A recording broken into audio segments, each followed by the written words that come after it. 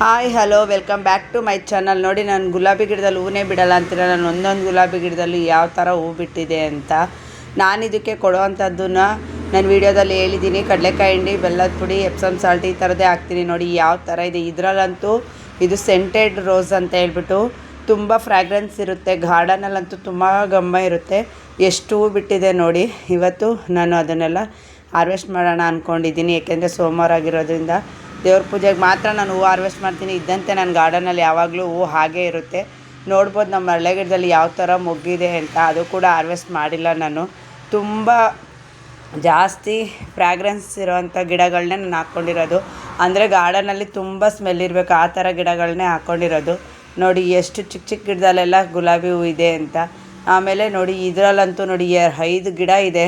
ಎಷ್ಟು ಚೆನ್ನಾಗಿದೆ ಅಂತ. ಆ ರೀತಿಯೇ ನನ್ನ ಗಿಡಗಳನ್ನ ಬೆಳೆಸಿರೋ ನೋಡಿ ಎಷ್ಟು ಚೆನ್ನಾಗಿದೆ ಅಂತ. ನೋಡಿ ಒಂದೇ ಗಿಡದಲ್ಲಿ 5 ರೋಸ್ ಇದೆ. ನನ್ನ ಗುಲಾಬಿ ಗಿಡದಲ್ಲಿ ಹೂ ಮಾತ್ರ ತುಂಬ ಚೆನ್ನಾಗಿ ಬಿಡುತ್ತೆ. ಅದು ನನಗೆ ತುಂಬಾ ಖುಷಿ ವಿಷಯ. ಎಷ್ಟು ಚೆನ್ನಾಗಿ ಹೂ ಬಿಟ್ಟಿದೆ ಅಂತ ನೋಡಿ. ಆ ಊಸರವಳ್ಳಿದು ಹೂ ಎಷ್ಟು ದಪ್ಪ ಇದೆ ಅಂತ ತುಂಬಾ ಘಮ ಇದೆ. ಮತ್ತು ನೋಡಿ ಇದು ಒಂದು ಕಲರ್ ರೋಸು. ಆಮೇಲೆ ಇಲ್ಲಿ ಮುಂದೆ ಬಂದರೆ ವೈಟ್ ರೋಸು, ಮತ್ತು ಇದು ಯೆಲ್ಲೋ ರೋಸು. ಎಲ್ಲ ರೋಸ್ಗಳ ಗಿಡನೂ ಇವತ್ತು ಹಾರ್ವೆಸ್ಟ್ ಮಾಡ್ತಾಯಿದ್ದೀನಿ.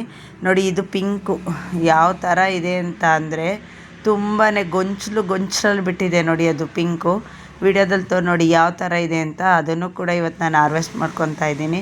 ತುಂಬ ನನಗೆ ಗುಲಾಬಿ ಗಿಡದಲ್ಲಿ ಹೂ ಬರಲ್ಲ ಅಂತೀರ. ಕಡಲೆಕಾಯಿ ಬೀಜದ ಹಿಂಡಿ ಮತ್ತು ಬೆಲ್ಲ ಕೊಟ್ಟು ನೋಡಿ ತುಂಬಾ ಚೆನ್ನಾಗಿ ಬರುತ್ತೆ. ಆಮೇಲೆ ತುಂಬ ಹೂನಂತೂ ಗಾರ್ಡನಲ್ಲಿ ನೋಡೋದಕ್ಕೆ ನನಗೆ ಖುಷಿಯಾಗುತ್ತೆ. ಹಾಗಾಗಿ ಹೇಳ್ತಾಯಿದ್ದೀನಿ. ನೋಡಿ ಇದರಲ್ಲೂ ಅಷ್ಟೇ ಎಷ್ಟು ಮೊಗ್ಗು ಹೂ ಇದೆ ಅಂತ. ಕೆಲವ್ರು ಹೇಳ್ತೀರಾ ಗುಲಾಬಿ ಗಿಡದಲ್ಲಿ ಹೂ ಮೊಗ್ಗು ಇರಲ್ಲ ಅಂತ. ನೋಡಿ ಎಷ್ಟು ಚೆನ್ನಾಗಿದೆ ಅಂತ. ನನ್ನ ಎಲ್ಲ ಗುಲಾಬಿ ಗಿಡದಲ್ಲೂ ಕೂಡ ಇಷ್ಟು ಚೆನ್ನಾಗಿ ಹೂ ಬಿಟ್ಟಿದೆ ನೋಡಿ. ನಾನು ಇದು ಆರೆಂಜು, ಇದು ಎಷ್ಟು ದಪ್ಪ ಹೂ ಬಿಡುತ್ತೆ ಅಂತ ನೋಡಿ. ಅದರಲ್ಲಿ ಎಷ್ಟೊಂದು ಮೊಗ್ಗಿದೆ ಅಂತ. ಇದು ಒಂಥರ ಆರೆಂಜು. ಮತ್ತು ಅಲ್ಲೊಂದು ವೈಟ್ ಆ್ಯಂಡ್ ಪಿಂಕ್ ರೋಸ್ ಇದೆ. ಅದು ನಾನು ತೆಂಗಿನ ಮರದೊಡನೆ ಹಾಕಿರೋದು. ಎಷ್ಟು ಚೆನ್ನಾಗಿ ಹೂ ಬಿಟ್ಟಿದೆ ಅಂತ ನೋಡಿ. ಇದರಲ್ಲೂ ಅಷ್ಟೇ ಗ್ರೋ ಬ್ಯಾಗ್ಗಳಲ್ಲೂ ಅಷ್ಟೇ ಅಲ್ಲಿರೋಂಥ ಹೂ ಮಾತ್ರ ನಾನು ಹಾರ್ವೆಸ್ಟ್ ಮಾಡ್ಕೊತಾ ಇದ್ದೀನಿ. ತುಂಬ ಚೆನ್ನಾಗಿ ಇವತ್ತಂತೂ ಬರೀ ದೇವ್ರ ಪೂಜೆಗೆ ಬರೀ ಗುಲಾಬಿ ಹೂವೇ ಇತ್ತು ನೋಡಿ. ಅದು 7 ಡೇಸ್ ರೋಸು ಎಷ್ಟು ಚೆನ್ನಾಗಿ ಹೂ ಬಿಟ್ಟಿದೆ ಅಂತ ನಾನು ಒಂದು ಮಾತ್ರ ಕಿತ್ಕೊಂಡೆ. ಈ ರೀತಿಯೇ ನನ್ನ ಗಾರ್ಡನಲ್ಲಿ ಹೂ ಬಿಟ್ಟಿರೋದು ನೋಡಿ. ವೈಟುದು ಎಷ್ಟು ವೆರೈಟೀಸ್ ಇದೆ ಅಂತ ನೀವೇ ನೋಡ್ಬೋದು ನನ್ನ ಗುಲಾಬಿ ಗಿಡದಲ್ಲಿ. ಅದರಲ್ಲೂ ಇದು ವೈಟ್ ಆ್ಯಂಡ್ ಕ್ರೀಮ್ ಪಿಂಕ್ಸ್ ಇದೆಯಲ್ಲ, ಇದು ತುಂಬ ಚೆನ್ನಾಗಿರುತ್ತೆ ಹೂವು ಅದು ಕೂಡ. ಆಮೇಲೆ ನೋಡಿ ಇದು ಒಂದು ರೆಡ್ ಎಷ್ಟು ದಪ್ಪ ಇದೆ ಅಂತ. ನನ್ನ ಗಾರ್ಡನಲ್ಲಿ ಪ್ರತಿಯೊಂದು ಗುಲಾಬಿ ಗಿಡದಲ್ಲೂ ಇದೇ ರೀತಿ ಇರುತ್ತೆ ನೋಡಿ. ಇದು ಹುರುಳಿ ಗಿಡ ಹಾಕಿದೆ ಅಂತ ಹೇಳಿದ್ನಲ್ಲ, ನಾನು ಯಾವುದೇ ಆರೈಕೆ ಏನು ಮಾಡಿಲ್ಲ. ಎಷ್ಟು ಚೆನ್ನಾಗಿ ಹುರುಳಿಕಾಯಿ ಬಿಟ್ಟಿದೆ ಅಂತ. ಒಂದು ಗಿಡದಲ್ಲೂ ತುಂಬ ಗೊಂಚಲು ಟೈಪ್ ಬಿಟ್ಟಿದೆ. ಇವತ್ತು ಅಂದರೆ ಹುರುಳಿಕಾಯಿ ಪಲ್ಯ ಅಂದರೆ ನಮ್ಮ ದೀಕ್ಷಂಗೆ ಇಷ್ಟ. ಹಂಗಾಗಿ ಇವತ್ತು ಹುರುಳಿಕಾಯಿನೆಲ್ಲ ಹಾರ್ವೆಸ್ಟ್ ಮಾಡಿ ಪಲ್ಯ ಮಾಡೋಣ ಅಂತ ಹೇಳ್ಬಿಟ್ಟು ಎಲ್ಲನೂ ಹಾರ್ವೆಸ್ಟ್ ಮಾಡ್ಕೊತಾ ಇದ್ದೀನಿ. ನೋಡಿ ಒಂದೇ ಗಿಡದಲ್ಲಿ ಎಷ್ಟು ಗೊಂಚಲು ಥರ ಇದೆ ಕಾಯಿ ಅಂತ.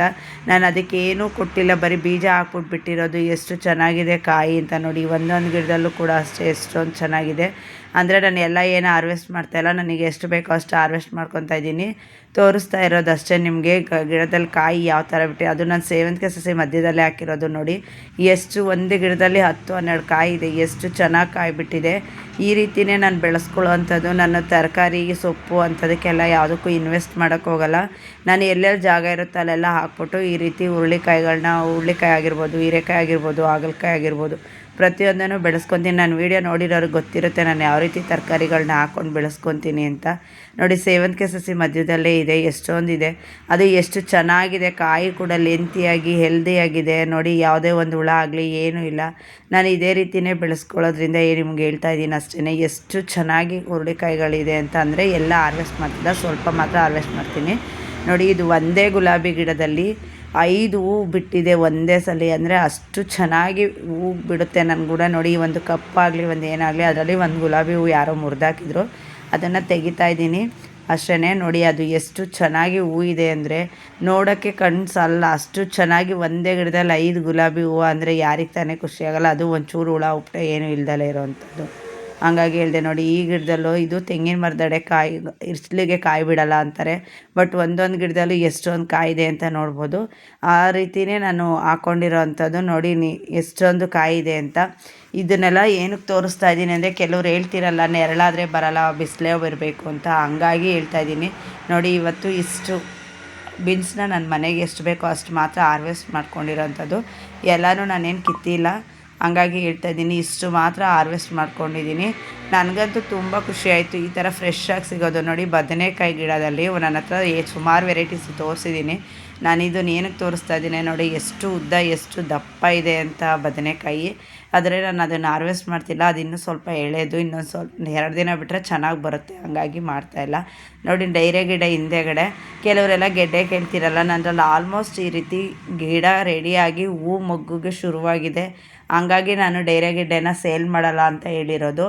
ಈ ವಿಷಯ ನಿಮಗೆ ಪ್ರತಿ ಸಲ ಯಾಕೆ ಹೇಳ್ತೀನಿ ಅಂದರೆ, ಸುಮಾರು ಜನ ಇನ್ನೂ ಗೆಡ್ಡೆ ಇದೆಯಾಕ್ಕ ಅಂತಾರೆ, ಹಂಗಾಗಿ ಹೇಳ್ತೀನಿ. ನೋಡಿ, ಇದು ನನಗೆ ಕುಣಿಗಲ್ ಕಸ್ಟಮರು ಮತ್ತು ಮಮತಾ ಅವ್ರು ಕೊಟ್ಟಿರೋ ಅಂಥ ಕೋಳಿ ಹಸು ಈ ಥರ ಬಂದಿದೆ. ಇದನ್ನು ಕೂಡ ಸೇಲ್ ಇಟ್ಟಿದ್ದೀನಿ, ಯಾರಿಗಾದರೂ ಬೇಕು ಅಂದರೆ ಬುಕ್ ಮಾಡ್ಕೊಳ್ಳಿ. ನೋಡಿ, ಕೆಲವರು ಹೇಳ್ತಾರೆ ರೀಪಾಟ್ ಮಾಡಿದ್ಮೇಲೆ ಗಿಡಗಳು ಹಾಳಾಗುತ್ತೆ ಅಂತ. ನೋಡಿ, ನಾನು ರೀಪಾಟ್ ಮಾಡಿರೋ ವಿಡಿಯೋ ಕೂಡ ಹಾಕಿದ್ದೀನಿ. ನಾನು ಇನ್ನೂ ಕೂಡ ಅದನ್ನು ಬಿಸಿಲುಗಳಿಗಿಟ್ಟೇ ಇಲ್ಲ, ನೆರಳಲ್ಲೇ ಇಟ್ಟು ಆಲ್ರೆಡಿ ಅಲ್ಲಿ ಅಂದರೆ ಸೆಮಿ ಶೇಡ್ ಇದೆ, ಬಿಸಿಲು ಬೀಳುತ್ತೆ, ನೆರಳು ಇದೆ, ಹಂಗಾಗಿ ನಾನು ಚೇಂಜಸ್ ಏನು ಮಾಡಿಲ್ಲ. ನೋಡಿ, ಅದರಲ್ಲೇ ನಾನು ರೀಪಾಟ್ ಮಾಡಿರೋ ಎಲ್ಲ ಗಿಡದಲ್ಲೂ ಯಾವ ಥರ ಫ್ಲವರಿಂಗ್ ಇದೆ ಅಂತ, ಮತ್ತು ಗಿಡನೂ ಅಷ್ಟೇ ಎಷ್ಟು ಚೆನ್ನಾಗಿದೆ ಅಂತ. ಕೆಲವೊಂದನ್ನು ನಾನು ಆನ್ಲೈನಲ್ಲಿ ತರಿಸಿ ರೀಪಾಟ್ ಮಾಡಿರೋದು ನೋಡಿ, ಆ ಥರ ಹಳದೇ ಆಗುತ್ತೆ, ಅದಕ್ಕೇನು ಟೆನ್ಷನ್ ಬಿಡೋಂಗಿಲ್ಲ, ಅದು ಉದುರಿ ಮತ್ತೆ ಹೊಸ ಚಿಗುರು ಬರುತ್ತೆ ಅಷ್ಟೇ. ಆ ರೀತಿಯೇ ನಾನು ಗಿಡಗಳನ್ನ ಕೇರಿಂಗ್ ಮಾಡೋದು. ನಾನು ರೀಪಾಟ್ ಮಾಡಿದ್ಮೇಲೆ ಬಿಸಿಲಿಗಿಡಲ್ಲ, ಸ್ವಲ್ಪ ಬಿಸಿಲು ಬಿದ್ದರೆ ಏನು ಪ್ರಾಬ್ಲಮ್ ಇಲ್ಲ, ತುಂಬ ಬಿಸಿಲು ಬೀಳಬಾರ್ದು. ನೋಡಿ, ಈ ಥರ ಹಳದೇ ಆದರೆ ಆ ಎಲೆಗಳನ್ನ ತೆಗೆದ್ರೆ ಮತ್ತೆ ಹೊಸ ಚಿಗುರು ಬರುತ್ತೆ, ಅದಕ್ಕೇನು ಟೆನ್ಷನ್ ಮಾಡೋ ಅವಶ್ಯಕತೆ ಇಲ್ಲ.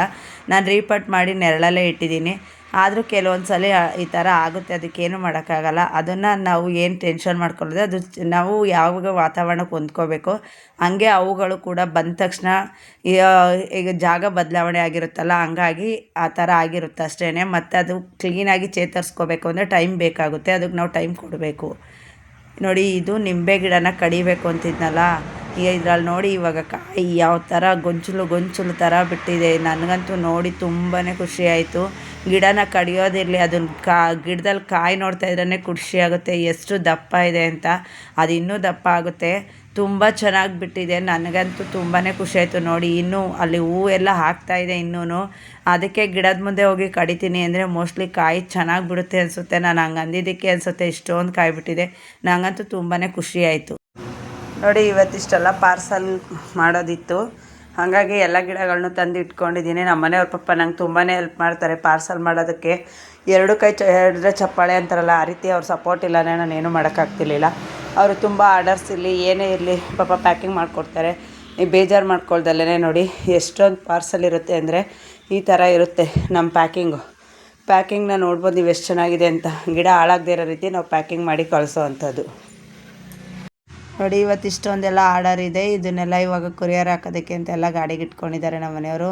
ಇಷ್ಟು ಪಾರ್ಸಲ್ ಇರುತ್ತೆ, ಡೈಲಿ ನಾವು ಇಷ್ಟು ಪ್ಯಾಕಿಂಗ್ ಮಾಡೋದಿದ್ದೇ ಇರುತ್ತೆ, ಜೊತೆಗೆ ಅಂಗಡಿನೂ ನೋಡ್ಕೋಬೇಕು, ಇದೆಲ್ಲ ಇರುತ್ತೆ. ಹಂಗಾಗಿ ನಾನು ಸ್ವಲ್ಪ ಇವತ್ತು ಗಿಡಗಳಿಗೆ ಯಾವುದೇ ಲಿಕ್ವಿಡ್ ಹಾಕೋದು ತೋರಿಸಿಲ್ಲ. ಇದು ಇವತ್ತಿನ ವಿಡಿಯೋ ಆಗಿದೆ. ಈ ವಿಡಿಯೋ ನಿಮಗೆ ಸ್ವಲ್ಪನಾದರೂ ಇಷ್ಟ ಆದಲ್ಲಿ ಲೈಕ್ ಮಾಡಿ, ಶೇರ್ ಮಾಡಿ, ಕಮೆಂಟ್ ಮಾಡಿ. ಹೊಸಬ್ರಾದರೆ ಸಬ್ಸ್ಕ್ರೈಬ್ ಮಾಡ್ಕೊಂಡು ವಿಡಿಯೋ ನೋಡಿ. Thank you for watching.